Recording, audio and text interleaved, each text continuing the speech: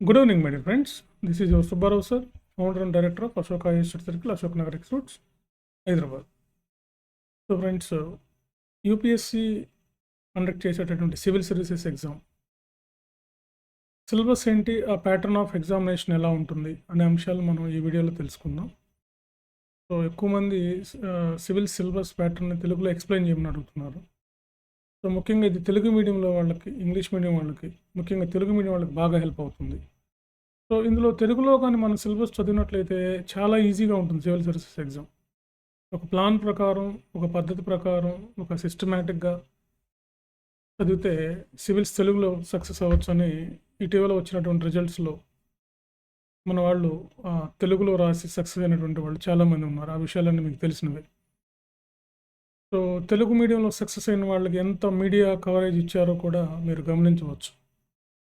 English మీడియంలో ఉన్న మంచి ర్యాంకుల కన్నా కూడా తెలుగు మీడియంలో కష్టపడి తెలుగు మీడియంలో సాధించినటువంటి వాళ్ళకి మీడియా వాళ్ళ ప్రోత్సాహం కూడా బాగా అందించారు. అంటే కవరేజ్ బాగా వాళ్ళకి పబ్లిసిటీ ఇవ్వడం కూడా జరిగింది.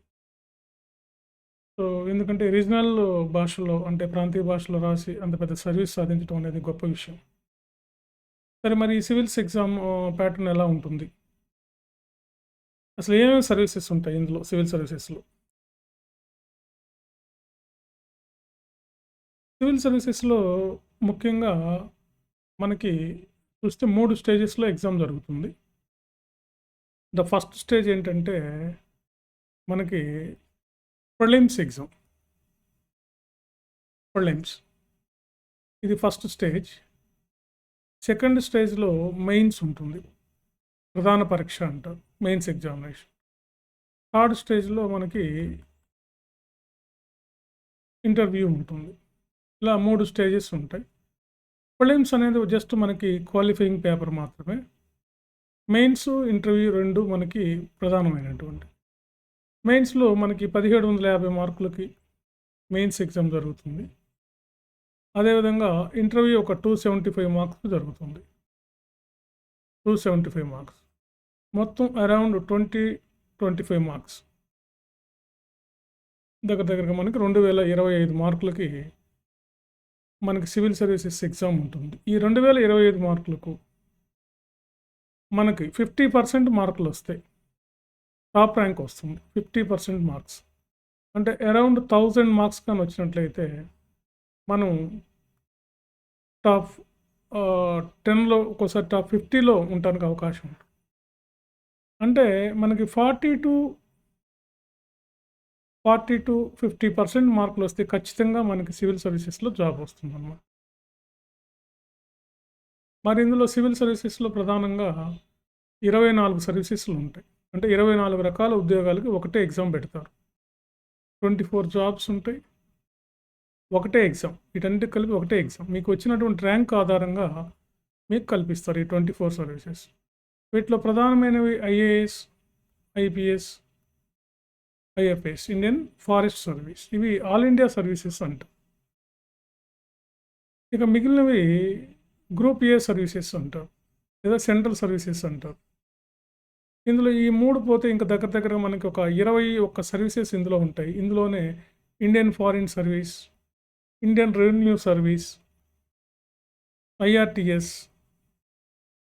ఐఏఎస్, ఇట్లా రకరకాలుగా మనకి మిగిలిన 21 సర్వీసులు ఉంటాయి. మొత్తం 24 సర్వీసెస్ ఉంటాయి. దీనికి అర్హత ఏదైనా డిగ్రీ, ఎనీ డిగ్రీ, ఏది డిగ్రీ అయినా చదవచ్చు. మనం బీఏ, బీకామ్, బీఎస్సీ, అట్లా ఎనీ డిగ్రీ, ఏదైనా డిగ్రీ మనం ఎనీ డిగ్రీ చదవచ్చు అనమాట. BA, BCom, BSc, distance education, ఏదైనా చదవచ్చు. మెడిసిన్, ఎంబీబీఎస్, ఐఐటి వాళ్ళు, ఐఐఎం వాళ్ళు, ఇలా ఏ డిగ్రీ అయినా దీనికి అర్హత ఉంటుంది. ఇక ఏ మీడియంలో రాయొచ్చు, ఇది రాజ్యాంగం గుర్తించినటువంటి 18 భాషల్లో రాయొచ్చు ఇది.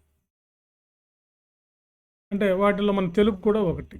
తెలుగు, ఇంగ్లీష్, హిందీ, మలయాళం, తమిళ్, ఇట్లా దాదాపుగా మనం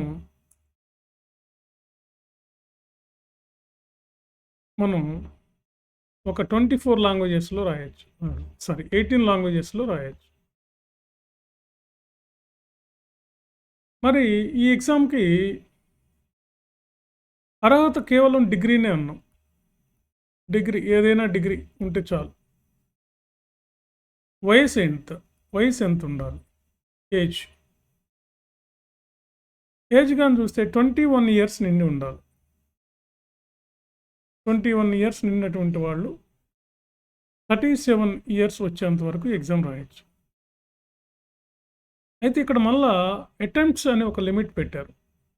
అంటే ఎవరెవరు ఎన్నెన్ని అటెంప్ట్స్ రాయాలి. మరి ఇప్పుడు ఓసీలు అయితే కేవలం 6 సార్లు మాత్రమే రాయాలి. 32 ఇయర్స్ ఏజ్ వచ్చేంత వరకు. ఓసీలు. ఇక ఓబీసీలు అంటే మన రాష్ట్రంలో ఉన్న ఏబీసీడీలు, బీసీలందరినీ ఓబీసీలు అంటారు దేశంలో. వీళ్ళు 9 సార్లు రాయొచ్చు. ఏజ్ 35 ఇయర్స్ వచ్చేంత వరకు. ఓసీలు అయితే 32 ఇయర్స్, ఓబీసీలు అయితే 35 ఇయర్స్ వచ్చేంత వరకు రాయొచ్చు. తర్వాత ఎస్సీ, ఎస్టీలు అయితే నో లిమిట్ అన్నమాట. వాళ్ళకి 37 ఇయర్స్ వచ్చేంత వరకు ఈ ఎగ్జామ్ రాయొచ్చు. ఇక హ్యాండిక్యాప్ వాళ్ళకు కూడా నో లిమిట్. వాళ్ళకు కూడా దగ్గరగా వాళ్ళు ఒక 46 ఇయర్స్ వరకు ఎగ్జామ్ రాయొచ్చు. Up to 46 years. ఇక ఈడబ్ల్యూఎస్ అని ఇచ్చారు. ఈడబ్ల్యూఎస్లో జనరల్ కేటగిరీలో ఉండే వాళ్ళైతే మాత్రం ఒక 6 అటెంప్ట్సే వస్తాయి. సర్టిఫికేట్ ఉన్నటువంటి వాళ్ళకి 9 అటెంప్ట్లు వస్తాయి. అంటే లైక్ ఓబీసీ లాగా వస్తాయి ఈడబ్ల్యూఎస్. కాబట్టి ఓసీకి 6, ఓబీసీకి 9, ఎస్సీ ఎస్టీలకి నో లిమిట్. 37 ఇయర్స్ వచ్చేంత వరకు ఎగ్జామ్ రాయొచ్చు. సో ఇది క్లియర్. కాబట్టి డిగ్రీ ఏదైనా డిగ్రీ ఉండాలి. 21 సంవత్సరాలు నిన్నటువంటి వాళ్ళు. ఓసీలు అయితే 6 సార్లు, ఓబీసీలు అయితే 9 సార్లు, ఎస్సీ ఎస్టీలు అయితే నో లిమిట్ 37 ఇయర్స్ వరకు రాయొచ్చు. హ్యాండిక్యాప్స్ వాళ్ళు అయితే అప్ టు 46 ఇయర్స్ వరకు రాయొచ్చు. నో లిమిట్ అన్నమాట. ఈడబ్ల్యూఎస్ వాళ్ళు 6 ఇయర్స్ వరకు రాయొచ్చు. జనరల్ వాళ్ళు అయితే, సర్టిఫికేట్ హోల్డర్స్ అయితే అప్ టు 9 ఇయర్స్ వరకు రాయొచ్చు. అయితే ఇక్కడ రిజర్వేషన్, ఉమెన్స్కి రిజర్వేషన్, ప్రత్యేకంగా ఉమెన్స్ రిజర్వేషన్ ఉండదు. ఉమెన్ రిజర్వేషన్ లేదు ఇక్కడ. మెన్ అయినా ఉమెన్ అయినా ఒకే కేటగిరీ. వీళ్ళు కేవలం వాళ్ళ కేటగిరీస్ మాత్రమే అప్లై అవుతాయి ఇక్కడ. వాళ్ళ community categories. For example OBC అనుకోండి. ఓబీసీలో మెన్ అయినా ఉమెన్ అయినా ఒకటే, వాళ్ళ ర్యాంకును బట్టి పోస్టింగ్ వస్తుంది. ఇది ఒకటి గమనించాలి మీరు. మరి ఈ ఎగ్జామ్ 3 స్టేజ్లు అన్నాం. ప్రిలిమ్స్, మెయిన్స్ అండ్ ఇంటర్వ్యూ అన్నాం. ప్రిలిమ్స్ మనకి 400 మార్కులకు ఉంటుంది. ఇందులో paper 1 200 marks general studies, paper 2 CSAT 200 marks. Just qualifying paper అంతే.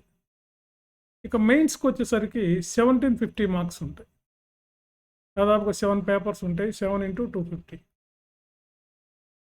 ఇంటర్వ్యూ 275 మార్క్స్కి ఉంటుంది. మొత్తంగా కలిపినట్లయితే మనకి 2025 మార్కులకు ఉంటుంది.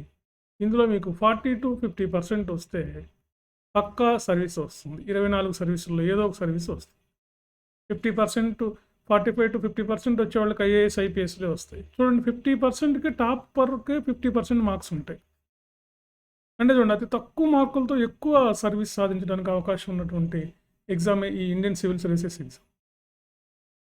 Okay, right. మరి ఈ ఎగ్జామ్ ప్యాటర్న్లో కానీ సిలబస్లో కానీ మనం చూసినట్లయితే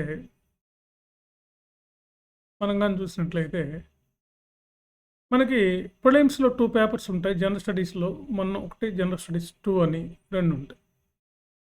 సో జనరల్ స్టడీస్ 1లో మనకి పేపర్ 1లో మనకు కానీ చూసినట్లయితే పేపర్ 1లో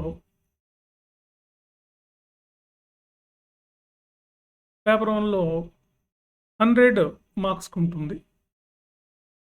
అంటే 100 క్వశ్చన్స్ ఉంటాయి. 200 marks. Each question carries 2 marks అన్నమాట. ఒక్కొక్క క్వశ్చన్కి 2 మార్కులు ఉంటాయి. 100 క్వశ్చన్లు ఇస్తారు, 200 మార్కులు.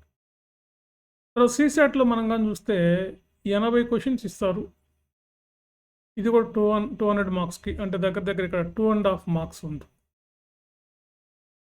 ఇక్కడ 2.5 మార్క్స్ ఉంటుంది. తర్వాత 400 మొత్తం టోటల్ మార్క్స్, పేపర్ 1 పేపర్ 2 రెండు కలిపి 400 మార్క్స్. ఓకే. తర్వాత ఇందులో నెగిటివ్ మార్కింగ్ ఉంటుంది. అంటే ప్రతి రాంగ్ ఆన్సర్కి 1/3 రాంగ్ ఆన్సర్ పెనాల్టీ పడుతుంది. అంటే మీరు ఒక మార్కు తప్పు చేస్తే దాంట్లో 1/3 మీకు పోతుందన్నమాట. అంటే నెగిటివ్ మార్కింగ్ ఉంటుంది. ఒక్కొక్క ఆన్సర్ రాంగ్ ఆన్సర్కి మీకు 1/3 వంతు మీకు రైట్ ఆన్సర్ పోతుందన్నమాట. సో దీనికి టైమింగ్స్ కానీ చూసినట్లయితే ఒక్కొక్క పేపర్కి మనకి 2 అవర్స్ ఇస్తారు. ఉదయం ఒక పేపర్, మార్నింగ్ ఒక పేపర్, ఈవినింగ్ ఒక పేపర్ ఉంటుంది. ఫర్ ఎగ్జాంపుల్ ఈ సంవత్సరం మనకి జూన్ 14th అట్లా, ఈ జూన్లో మనకి ఈ సివిల్స్ ప్రిలిమ్స్ ఎగ్జామ్ కండక్ట్ చేస్తున్నారు. సో ఇదన్నమాట. కాబట్టి జిఎస్ పేపర్లో, ప్రిలిమ్స్ పేపర్లో 2 ఉంటాయి. CSAT, general studies. General studies పేపర్లో 100 క్వశ్చన్స్ ఉంటాయి 200 మార్క్స్కి. సిసాట్ పేపరు 80 క్వశ్చన్లు ఉంటాయి. ఒక్కొక్క క్వశ్చను 2.5 మార్క్స్కి 200 మార్కులకు ఉంటుంది. దీంట్లో కూడా జస్ట్ మనకి 45 to 50% వస్తే క్వాలిఫై అవుతారు. 45 to 50%. రిజర్వేషన్ ఉన్న వాళ్ళు 40% కూడా క్వాలిఫై అవుతారు. సో దిస్ ఈజ్ ద ప్రిలిమ్స్లో ఉన్న ఎగ్జామ్. మరి ఈ దాంట్లో మనకి జిఎస్లో పేపర్ 1 జిఎస్లో టాపిక్స్ ఏ ఉంటాయి మెయిన్గా. పేపర్ 1 జిఎస్లో కానీ మనం చూసినట్లయితే ఫస్ట్ ఏంటంటే current events and national and international importance. అంటే సింపుల్గా మనం చెప్పాలంటే కరెంట్ అఫైర్స్, వర్తమాన అంశాలు. అంటే జాతీయ, తెలుగులో కానీ మనం చెప్పినట్లయితే జాతీయ, అంతర్జాతీయ వర్తమాన అంశాలు ఉంటాయి. రెండో దాంట్లో కానీ చూసినట్టయితే సెక్షన్ 2లో, అంటే రెండో టాపిక్స్ ఏంటంటే జిఎస్ పేపర్ 1లో history of India and national movement. భారతదేశ చరిత్ర,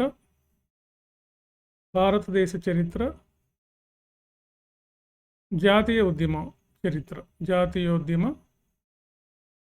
చరిత్ర ఉంటాయి. సో దీని నుంచి కూడా మనం ఒక 20 to 30 క్వశ్చన్స్ ఎక్స్పెక్ట్ చేయొచ్చు. పైన కరెంట్ అఫైర్స్లో కూడా అంతే 20 to 30 క్వశ్చన్స్ ఎక్స్పెక్ట్ చేయొచ్చు. తర్వాత నెక్స్ట్ మూడవది కానీ చూసినట్లయితే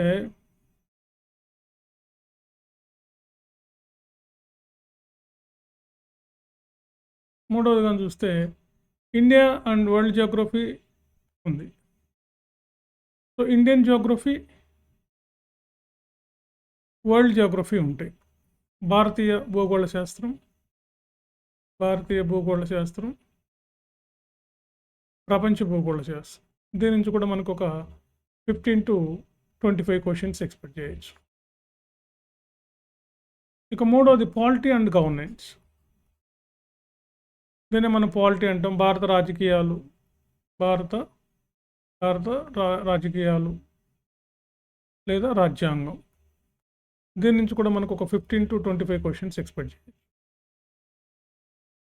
ఇక ఎకనామిక్ అండ్ సోషల్ డెవలప్మెంట్, ఇది మోస్ట్ ఇంపార్టెంట్ ఇన్ ప్రిలిమ్స్. దీని నుంచి మనం ఒక 25 to 30 క్వశ్చన్స్ ఎక్స్పెక్ట్ చేయొచ్చు.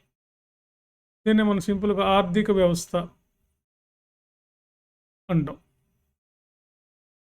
నాలుగవది general issues and environmental, ecology, biodiversity, climate changes అని ఉంది.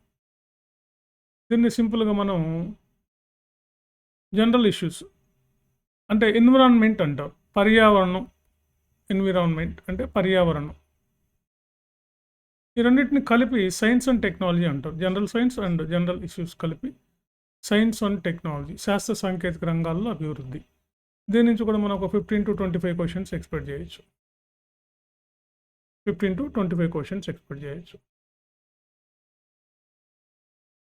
సో ఇది జిఎస్ పేపర్ మనకి. ఈ జిఎస్ పేపర్ 1 జిఎస్లో పేపర్ 1 జిఎస్లో యాజ్ యూజువల్గా 100 క్వశ్చన్స్ ఉంటాయి, 200 మార్క్స్.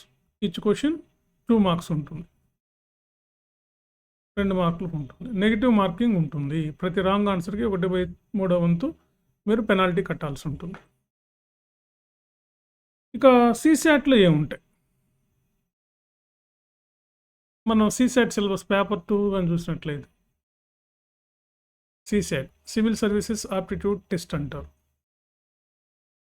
సీసాట్లో కానీ చూస్తే మనం కాంప్రెన్షన్స్ అని ఉంటాయి. మెయిన్గా రీడింగ్ కాంప్రెన్షన్స్ అంటే మనకి సింపుల్గా చెప్పాలంటే పారాగ్రాఫ్లు ఇచ్చి కింద క్వశ్చన్స్ ఇస్తూ ఉంటారు. వాటిని రీడింగ్ కాంప్రెన్షన్స్ అంటారు. సో ప్యాసేజ్ క్వశ్చన్స్ ఉంటాయి.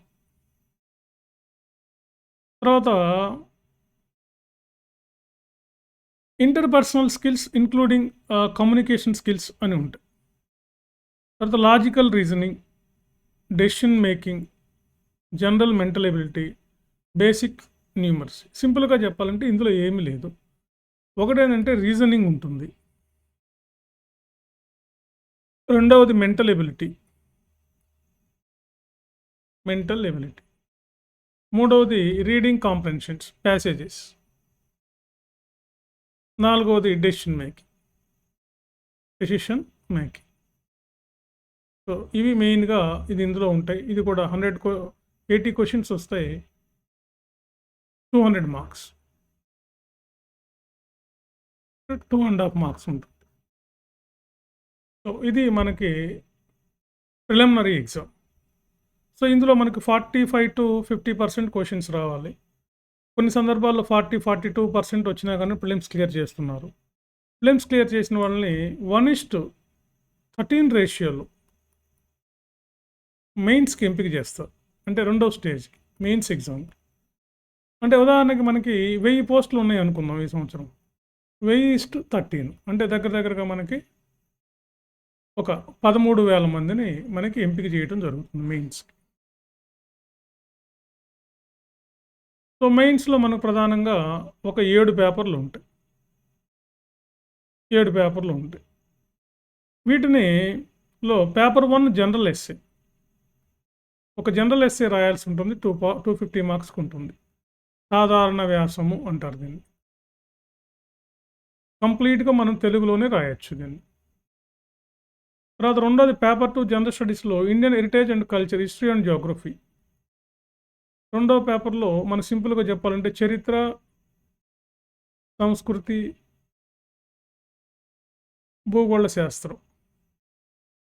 250 కంప్లీట్గా తెలుగులో రాయొచ్చు. అంటే అన్ని పేపర్లు తెలుగులో రాయొచ్చు. మూడవది polity, governance, constitution, polity and social justice and international relations. సింపుల్గా చెప్పాలంటే ఇందులో పాలిటీ, భారత రాజ్యాంగం మరియు సామాజిక శాస్త్రం, సామాజిక సమస్యలు అంటారు, సామాజిక సమస్యలు. తర్వాత అంతర్జాతీయ అంశాలు, అంతర్జాతీయ సంబంధాలు లేకపోతే. ఇక నాలుగవది economy and science and technology, ఆర్థిక వ్యవస్థ, శాస్త్ర సాంకేతిక రంగాల అభివృద్ధి.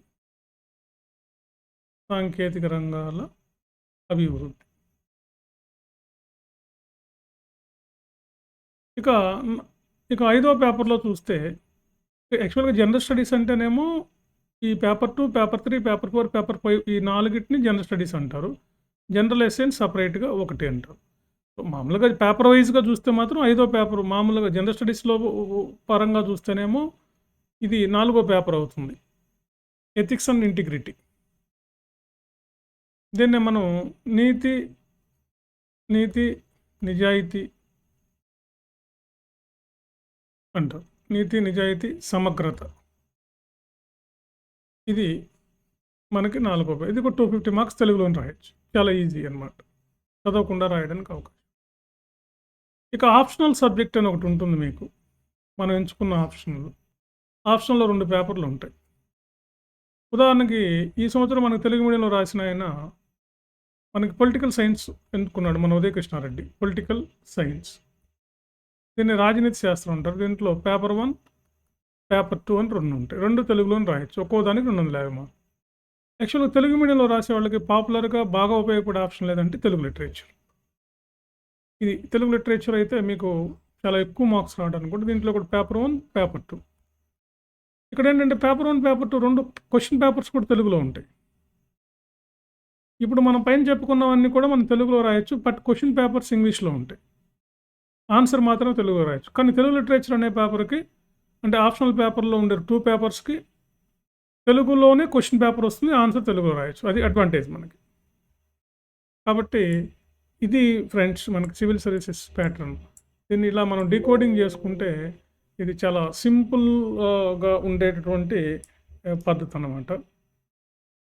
సివిల్స్ చాలా సింపుల్‌గా మనం పాస్ అవ్వడానికి అవకాశం ఉన్నటువంటిదనమాట. సో, దీనికి మనం పెద్దగా భయపడాల్సిన అవసరం ఏం లేదు. ఒక ప్లాన్డ్‌గా ఒక పద్ధతి ప్రకారం చదివితే తెలుగులో మంచి మంచి ర్యాంక్స్ సాధించారు. 9వ ర్యాంకు, 3వ ర్యాంకు ఇట్లా 55 ర్యాంకు, 36 ర్యాంకు ఇట్లా చాలామంది ఉన్నారు తెలుగు మీడియంలో సివిల్స్ సాధించినటువంటి వాళ్ళు. ఇవాళ కొత్తగా మీరేం కాదు.